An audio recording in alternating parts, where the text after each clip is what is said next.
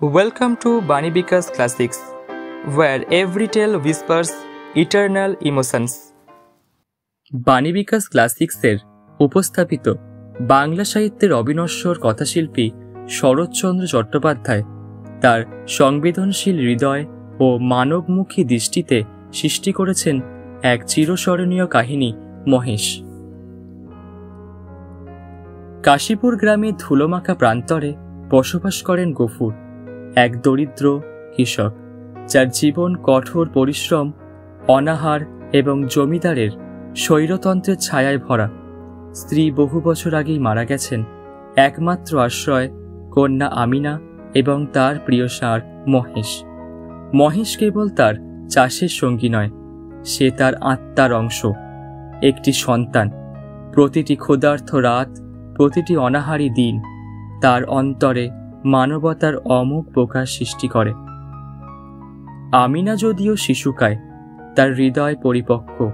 মায়ের অভাব পূরণ করে সে বাবার পাশে দাঁড়ায়, সংসারের সমস্ত দায়ভার সহ্য করে।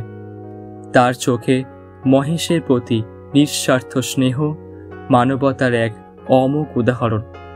ক্ষুধার মধ্যেও মহেশ বাঁচে, এটাই তার জীবনের সর্বোচ্চ লক্ষ্য।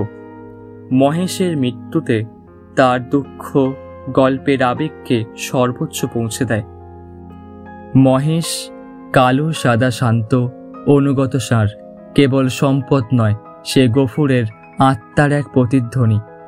তার ধীর বোঝাপড়াপূর্ণ আচরণ গল্পের আবহকে গভীর করে তোলে। ক্ষুধা, তৃষ্ণা, ঘরের অভাব এবং মানুষের উদাসীনতা তাকে দুর্বল করে। একদিন তৃষ্ণায় মহেশ একটি জলকলসি ভেঙে ফেলে। এটি ক্ষুদ্র কিন্তু প্রতীকী ঘটনা গল্পের আবহকে এক নির্মম অগ্নি পরীক্ষায় পরিণত করে।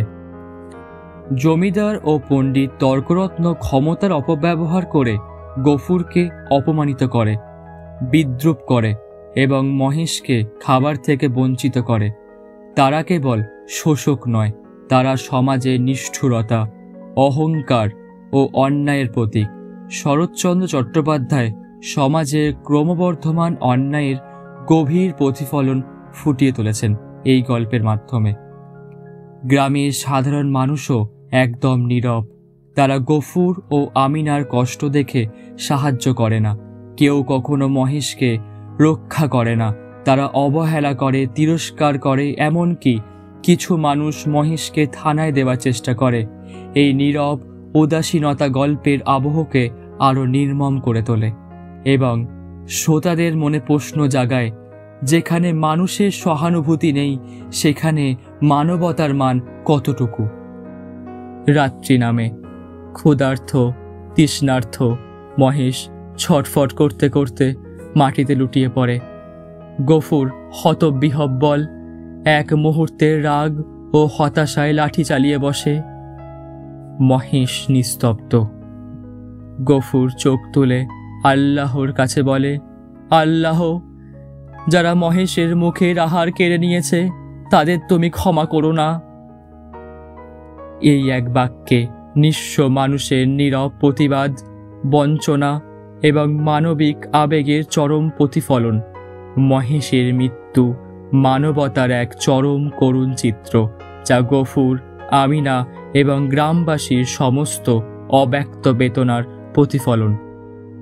এই গল্পের মাধ্যমে শরৎচন্দ্র চট্টোপাধ্যায় দেখিয়েছেন মানবতার কোনো ধর্ম, কোনো জাত, কোনো সম্পদ নেই। ভালোবাসা এবং সহানুভূতি মানুষের জীবনের সবচেয়ে মূল্যবান দিক। গফুর ও মহেশের সম্পর্ক এক অমোঘ প্রতীক, মানুষের হৃদয়, শ্রমের মর্যাদা এবং স্নেহের চিরন্তন সংযোগ। আপনারা শুনছিলেন বাণী বিকাশ ক্লাসিক্সের উপস্থাপিত স্বনামধন্য লেখক শরৎচন্দ্র চট্টোপাধ্যায় রচিত Mahesh. If you enjoyed these stories, don't forget to like, share and subscribe to Bani Vikas Classics for more timeless tales and unforgettable stories.